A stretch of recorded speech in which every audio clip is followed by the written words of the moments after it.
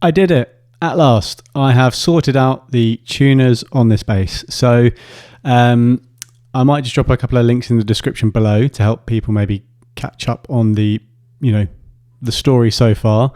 But I guess the quick version is I bought this bass, which is a Sterling by Music Man Stingray Ray 34. I think it was the end of 2023.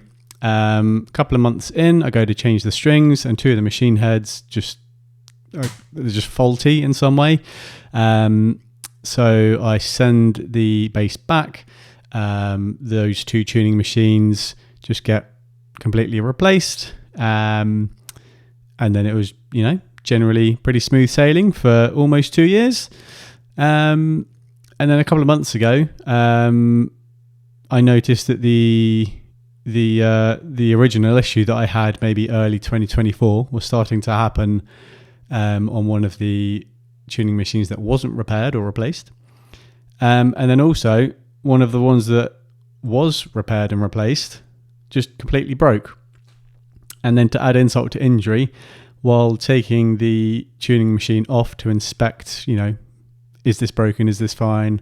One of the screws that keeps the tuning machine attached to the headstock just kind of snapped on me, leaving, I guess, part of a screw just embedded in the back of the headstock. So I was like, there's no point sending this back to be replaced or repaired. I'm just going to get the same crappy components reinstalled on the bass, and they're probably just going to, break on me again in another 1 to 2 years. So I thought, I'll go for some aftermarket tuning machines. I'll go for some aftermarket products, much higher quality, and then, I'll be able to enjoy this bass again.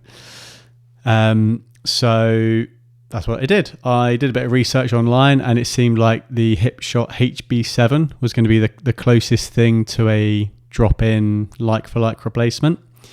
I took a bunch of measurements of the existing machine heads. You can see the schematics of all the dimensions for these Hipshot tuners online.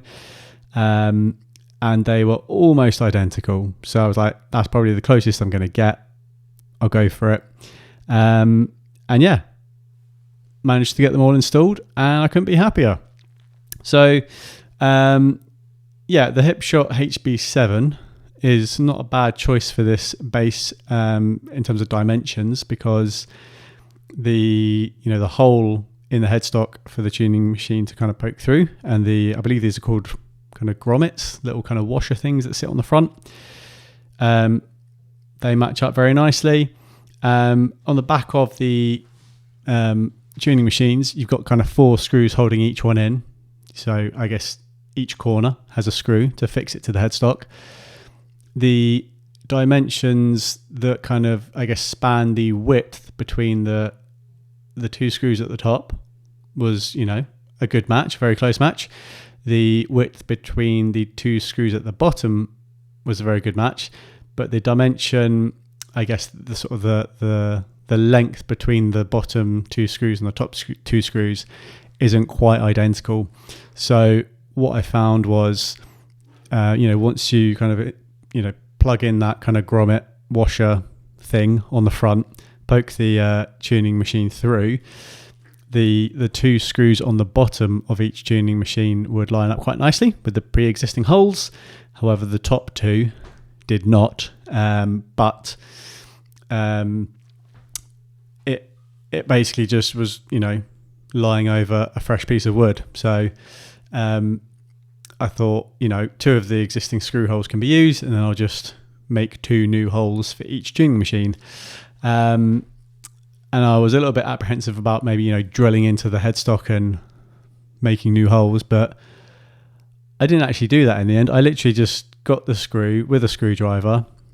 I fixed the bottom 2 in, and then just with a screwdriver, just inserted the top 2 screws into fresh wood, and it went in pretty easily, to be fair. Unfortunately, my A-string tuner is being held on by 3 screws instead of 4, just because, the original screws on the stock tuners kind of snapped on me as I was trying to unscrew it. So that's a little bit annoying, but I'm hoping 3 screws is going to be absolutely fine to keep this on and keep it secure. There are obviously, ways of removing a screw, whether the crosshead and the top has been kind of snapped off. But that might be a project for another day. But yeah, the tuning machines themselves are, they're solid, they're decent. I used Hipshot tuners on my Warwick bass a couple of years ago, so I had, decent sort of confidence and experience with Hipshot products, and I know they've got a good reputation, and yeah, they're living up to it. It was such a strange experience because, the main issue that the stock tuners would develop is that the spiral thread wouldn't line up with the cog, and therefore you just physically, it was almost impossible to turn the tuning peg. So as a result, they were quite stiff, and then it was a bit of a weird experience. I got these, started tuning it up, turning the tuning peg back and forth, and I was like, this almost feels too loose. But I'm like, no, this is how it's supposed to feel. It's it's a nice smooth motion, and I've only had these tuners on for a week or so, or maybe just under a week, and they're keeping the tuning really nicely. So yeah, I'd kind of not really touched this bass for a couple of months, to be fair, after one of the tuning machines broke, because although I kind of managed to put it back together again, it was definitely a little bit flimsy, and like as soon as you tried adjusting that tuning peg, the whole thing just started falling apart again. So yeah, I kind of just didn't touch the bass for a while I saved up for the money for these Hipshot tuners. So I basically just been playing like my P bass and my Warwick for a while, and I was like, yeah, I'm not missing the Stingray that much. But then as soon as I kind of reinstalled these tuners, got this bass kind of plugged in again and heard that classic Stingray sound, I was like, oh yes, it's back. So yeah, really happy to have kind of revitalized, recovered the Ray 34.